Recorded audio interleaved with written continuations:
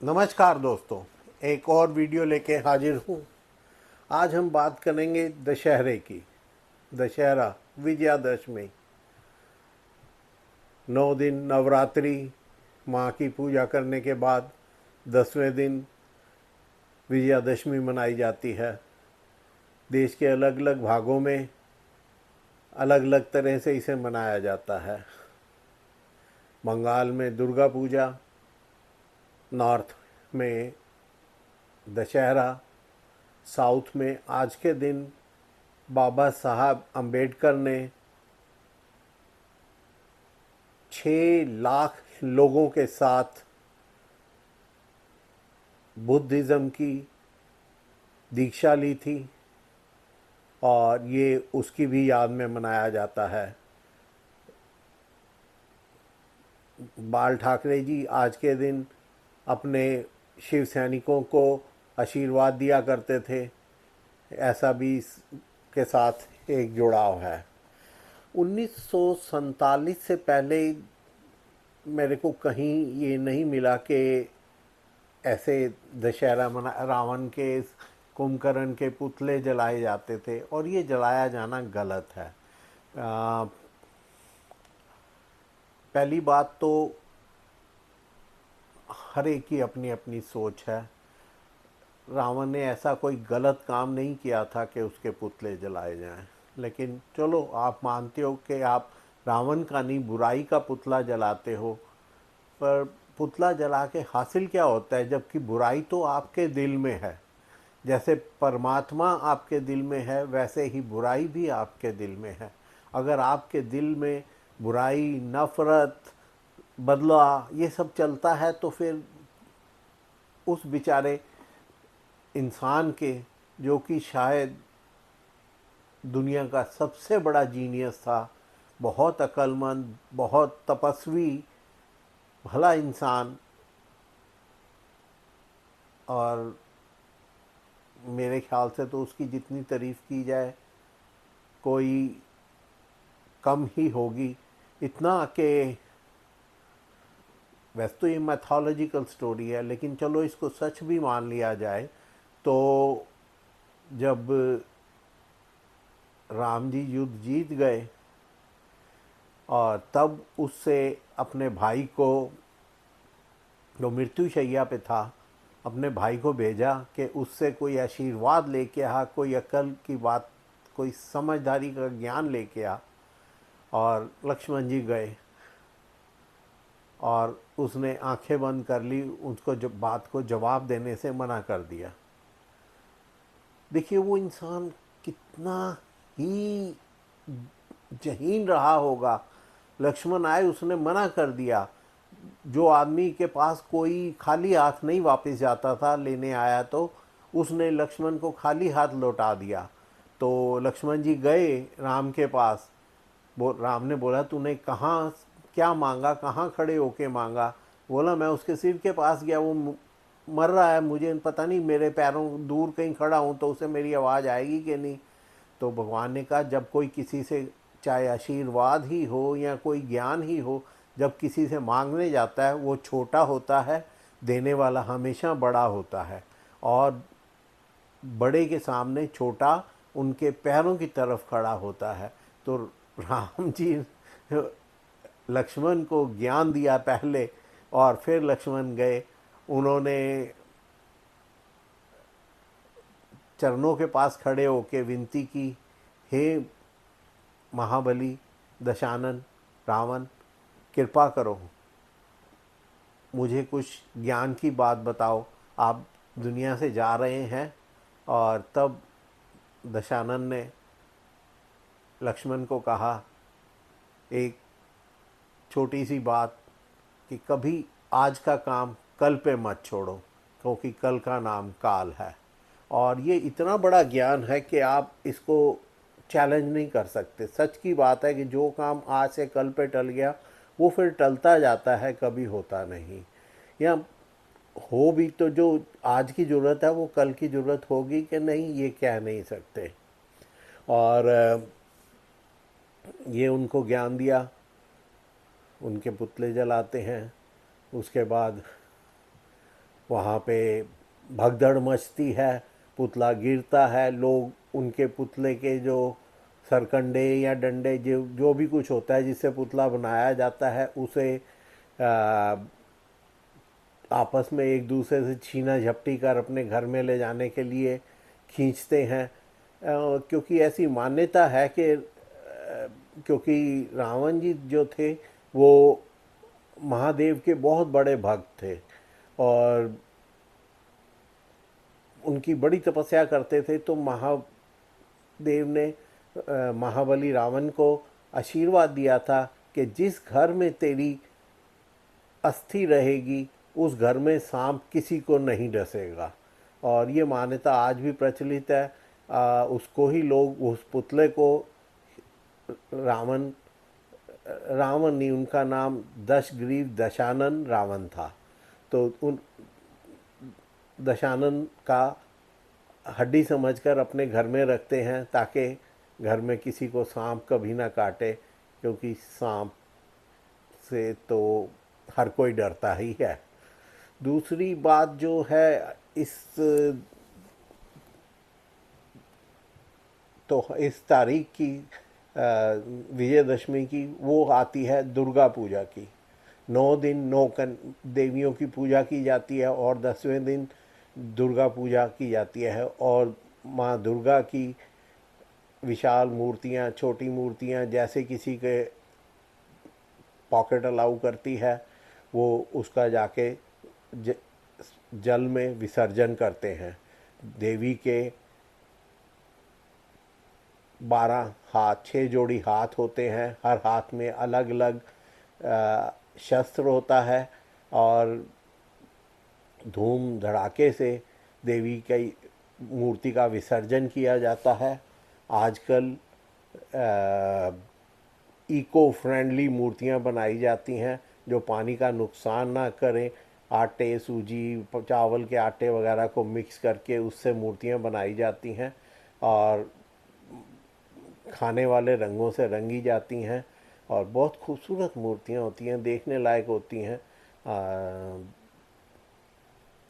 और उन मूर्तियों को विसर्जन करने से जलीय जीवों को भोजन मिलता है। बहुत अच्छी बात है, ऐसा ही करना चाहिए।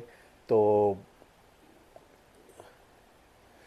ये जो विजयदशमी है, ये कहते हैं कि 2 राक्षस शुंभ निशुंभ बहुत शक्तिवान हो गए, सारे देवताओं को उन्होंने मार के निकाल दिया स्वर्ग से। उनको पास छुपने की जगह नहीं मिलती, जहाँ जाते उनको ये राक्षस मारने पहुंच जाते हैं। तो असल में दोस्तों राक्षस और देवता कुछ नहीं होते। जो बुरी आते हैं, जो पाप कर्म हैं, वो राक्षस होते हैं। जो अच्छी आते हैं वो देवता होते हैं। जैसे आजकल आप देखो तो एक तरह से मैं तो ये मानता हूँ कि फिर राक्षसों का राज बढ़ रहा है। मार काट, खून खराबा, चोरी चकारी, करप्शन, ये जो बढ़ती जा रही है। और ये खाली ऐसा नहीं है कि आप सोचो इंडिया में ही बढ़ रही है, पूरी दुनिया में हर जगह इनका प्रकोप चल रहा है। और ये सब राक्षस हैं, बुराइयां हैं। इनका वध करने के लिए कब कोई देवी प्रकट होगी और कोई देवता या देवी प्रकट होगी, या कब महादेव खुद अवतार लेंगे, मालूम नहीं। ये सब बुराइयां दूर होनी चाहिए और हम प्रतीकात्मक रूप से इनको रावण समझ के जला देते हैं और उनको जलाने की खुशी, उनकी नष्ट होने की खुशी में देवी की प्रतिमा का धन्यवाद स्वरूप विसर्जन भी कर देते हैं।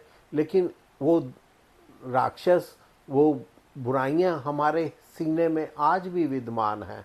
आप उनसे छुटकारा पाइए। आप मानव हो, आप इंसान हो, आपके अंदर इंसानियत होनी चाहिए। लेकिन आज देखा ये जा रहा है कि इंसानों में तो इंसानियत बची नहीं, लेकिन जानवरों में भी इंसानियत जाग रही है। और वो इंसान को मदद करके बहुत जगह ये याद दिला देते हैं कि देखो हमने तुम्हारी इंसानियत अपने सीने में बचा रखी है, पर तुम्हारी इंसानियत क्यों मरती जा रही है। तो इस विजयदशमी के दिन, इस शुभ दिन, प्लीज़ प्रतिज्ञा लें कि आप भी, आपके सीने में, आपके हृदय में जो दुर्गा, जो जो विजयदशमी है उसकी विजय पताका लहराएंगे, बुराइयों को नाश करेंगे और अच्छाइयों की तरफ कदम बढ़ाएंगे। इंसान हो तो इंसान कहलाने लायक तो बनो। इंसान क्या खाली ये कि दो टांगों पे चल रहे हो तो आप सोचो आप इंसान हो, ऐसा नहीं। वो चार टांगों पे चलने वाले जानवर भी कई बार बहुत इंसानों से बेटर काम कर जाती हैं, और हम इंसान गलत से गलत हुए जा रहे हैं, सेल्फी सिकुड़ते जा रहे हैं। और देखा जाए तो आजकल तो हर ज़्यादातर लोगों की परिवार, पहले तो समाज ही अपना होता था, फिर गांव अपना होने लगा, फिर मोहल्ला अपने होने लगा, फिर घर अपना होने लगा। अब सिर्फ ये मोबाइल फ़ोन, सेल फ़ोन जिसे आप कहते हो, यही अपना रह गया है, बाकी तो कोई कुछ नहीं। आप इसी से बातें करते हो, इसी को अपना मानते हो। और प्लीज़ इससे निकलो, समाज में जाओ और कुछ अच्छे काम करो, कुछ इंसानियत दिखाओ ताकि इंसान कहला सको। जाने से पहले भगवान को एक बार तो यकीन दिला दो कि आपने हमें इंसान बना के भेजा था और हमने ये इंसानियत का काम किया है। वो इंसानियत का काम करने के लिए ज़रूरी नहीं कि आप दान पुण्य करो या ये करो, लेकिन ज़रूरतमंद की मदद करो। और वो मदद फिज़िकल भी हो सकती है, एक सलाह से भी मदद हो सकती है, लेकिन कोई आपके पास, आप किसी की कुछ हेल्प कर सकते हैं तो करो। एक तीसरा काम जो आज के दिन, जैसे मैंने शुरू में बताया था कि 6 लाख दलित लोगों ने आज के दिन धम्म को ग्रहण किया, धम्म की शरण में आए, बुद्ध की शरण में आए। उनको ऐसा क्यों करना पड़ा? क्योंकि मैं किसी के बारे में बुरा नहीं बोलना चाहता, लेकिन समाज उन्हें एक्सेप्ट नहीं कर रहा। क्यों नहीं कर रहा? क्यों? अगर वो सिर्फ, आज तो खैर काफ़ी हालत बेटर है, लेकिन अगर वो समाज की गंदगी साफ करते हैं, अगर उस छोटे काम, कोई काम छोटा नहीं होता, चाहे वो कोई कारीगरी का काम हो, चाहे मैला ढोने का काम हो, कोई भी समाज का काम करता है, समाज का भला ही करता है। सोचो अगर वो करने से इनकार कर दें और कामों में चले जाएं तो क्या करोगे उनको? और लोग हैं कि खाने नहीं देते उनको। मैं थोड़े दिन पहले ही पढ़ रहा था एक कि वो बंदा अच्छा कोई ऑफिसर बन गया, पैसे वाला था, उसकी शादी की और वो घोड़ी पे बैठा, जैसे कि सब लोग बैठते ही हैं शादी में, लेकिन क्योंकि वो छोटी जात का था तो उसको गोली मार दी गई कि तू घोड़ी पे बैठने की हिम्मत कैसे की। दोस्तों, इन बातों से बचना चाहिए। सबका दिल होता है, ज़िंदगी में एक बार शादी करनी होती है। अगर किसी ने शौक़ पूरा कर लिया, घोड़ी पे बैठ गया, तो इसमें हमारा क्या घिस गया? लेकिन उसको मार दिया गया। तो उनको मजबूर होना पड़ा दूसरे धर्म में जाने के लिए। वो जो 6 लाख लोग थे, आजकल 10 करोड़ के करीब हो गए हैं, और बुद्ध धर्म वापस से हमारे देश में पांव फैला रहा है। अच्छी बात है, बुद्ध धर्म कोई बुराई नहीं है। बुद्ध धर्म हमारे को अच्छी बातें ही सिखाता है, अहिंसा की बात करता है। तो उनकी याद में एक बार मेरे साथ बोलिए, बुद्धम शरणम गच्छामि, धर्मम शरणम गच्छामि, संघम शरणम गच्छामि, और बुद्ध जी को नमस्कार कीजिए। बुद्ध, हर इंसान बुद्ध हो सकता है, कोई उसके लिए वो नहीं है। बुद्ध ने तो तपस्या के बहुत आसान तरीका बताया। उन्होंने कहा कि वो जो कठिन तपस्या हठ योग है कि तुम भूखे रह के अपने शरीर को सुखा दो, या अपने को उल्टा लटका के आग के जला के और अपने को कष्ट दे के कैसे भी तुम सोचते हो भगवान खुश हो जाएगा। भगवान ने तुम्हें जीने के लिए भेजा है, लेकिन कुछ आप भगवान का ध्यान करना चाहते हो तो कोई उन्होंने मध्यम मार्ग का रास्ता दिया, जो ना कठिन हो पर इतना आसान भी ना हो कि इंसान से भूल ही जाए कि मैं कुछ कर रहा हूँ। तो बुद्ध का भी आज के दिन बहुत योगदान है। हमें भी अपने अंदर बुद्ध को ढूंढना है, हमें भी अपने अंदर से बुराइयां निकालनी है। और हाँ, याद आया, कल मैं एक वीडियो देख रहा था कि यहाँ नोएडा के पास कोई गांव है जहाँ पे कहते हैं कि श्रीमान रावण जी का जन्म हुआ था, और वो लोग वहाँ पे उनका पुतला नहीं जलाते। नमस्कार, धन्यवाद उनको। और प्लीज़ मेरे चैनल को लाइक करें, सब्सक्राइब करें, शेयर करें और कमेंट करें, और अगले वीडियो का इंतज़ार करें। नमस्कार। तो